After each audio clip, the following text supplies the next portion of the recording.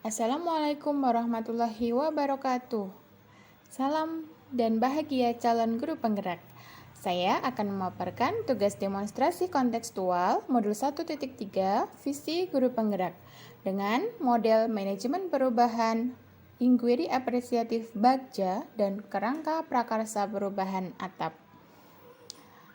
Bersama fasilitator saya yaitu Bapak Hafiq Andri Prasetyo SPD MPD dan pengajar praktik saya Dwi Ningsih SPD.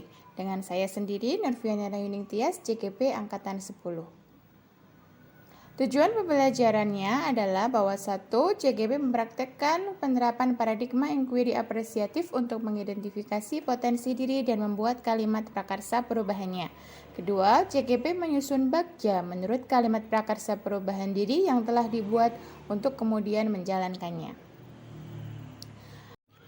Di sini saya menggunakan paradigma inquiry apresiatif atau IA, yaitu sebuah pendekatan manajemen perubahan yang kolaboratif dan berbasis kekuatan. Pendekatan ini dimulai dengan mengidentifikasi hal-hal baik yang ada di sekolah, mencari cara bagaimana hal tersebut bisa dipertahankan dan memunculkan strategi menuju arah yang lebih baik. Di mana saya menggunakan tahapan bagja dalam inquiry apresiatif ini. Bagja merupakan singkatan dari B, yaitu buat pertanyaan, A adalah ambil pelajaran, G adalah gali mimpi, C jabarkan rencana, dan A atur eksekusi. Di sini saya memiliki visi sebagai guru penggerak, yaitu terwujudnya generasi unggul dalam prestasi, berkarakter mandiri, bernalar kritis sesuai dengan profil pelajar Pancasila.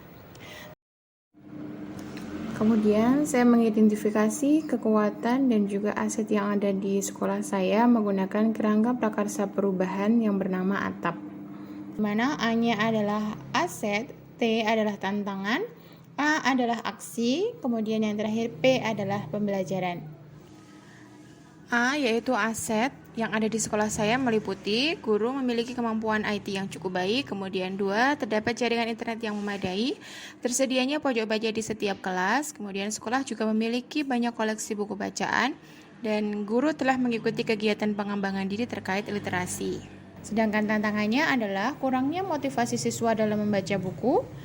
Kemudian saat membaca, siswa hanya membuka halaman buku saja dan hanya melihat gambarnya. Lalu belum memiliki perpustakaan digital dalam sekolah. Itu merupakan tantangan bagi guru, yaitu kurangnya kreativitas guru. Selanjutnya yang kedua adalah aksi, di mana saya akan membuat jadwal literasi dan meminta siswa untuk membuat resume setelah melakukan literasi tersebut. Kemudian guru melakukan evaluasi setelah siswa berliterasi. Guru juga mencoba membuat perpustakaan digital supaya siswa lebih tertarik dalam membaca dan mendampingi siswa ketika berliterasi. Untuk P, pembelajarannya, saya akan menerapkan pembelajaran dengan memanfaatkan teknologi sebagai sumber belajar untuk meningkatkan siswa berliterasi dan juga berpikir kritis. Nah, dari kerangka atap tersebut saya menarik kesimpulan bahwa saya akan melakukan prakarsa perubahan di mana meningkatkan pembiasaan berliterasi agar siswa mampu berpikir kritis mengikuti perkembangan zaman. Tahapan bagja berdasarkan prakarsa perubahan diri, di antaranya yang pertama, pertanyaan, yaitu apa yang harus kita lakukan untuk meningkatkan pembiasaan literasi agar siswa dapat berpikir kritis di era modern seperti sekarang ini, yaitu dengan mengikuti perkembangan zaman. Untuk daftar tindakan atau penyelidikannya, yang pertama berdiskusi dengan kepala sekolah dan rekan sejawat, melakukan observasi tentang kegiatan literasi yang dilakukan siswa, mencari referensi tentang literasi dan cara berpikir kritis, kemudian mencari cara mengembangkan pembiasaan berliterasi. Untuk tahapan bagja yang kedua yaitu ambil pelajaran, di mana pertanyaan yang pertama, siapakah yang memiliki pengalaman melakukan pembiasaan literasi dengan baik? Yang kedua, aktivitas apa saja yang dapat membuat siswa senang berliterasi? 3, apa saja buku bacaan yang disukai siswa selama ini?